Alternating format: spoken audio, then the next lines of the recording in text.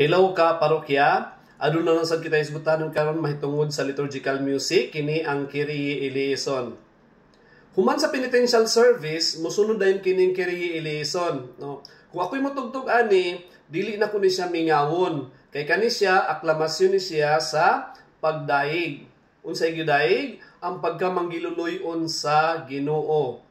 Unless gi-appeal siya dito sa penitential service, siguro dito siya medyo mumingaw. Pero after sa penitential service gani nga form, is bibkuan gini siya, grandioso gini siya. No?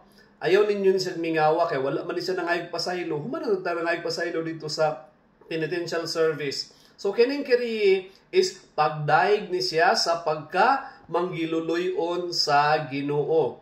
Nabaday mo daig nga perting mingawa. So ikaw kung mutugtog ka ni ayaw mingawa. Nabi uban pahilak-hilak pa mutugtog ani. Wa gid siya na mao. Ang Kyrie is grandioso. Kana lang, God bless.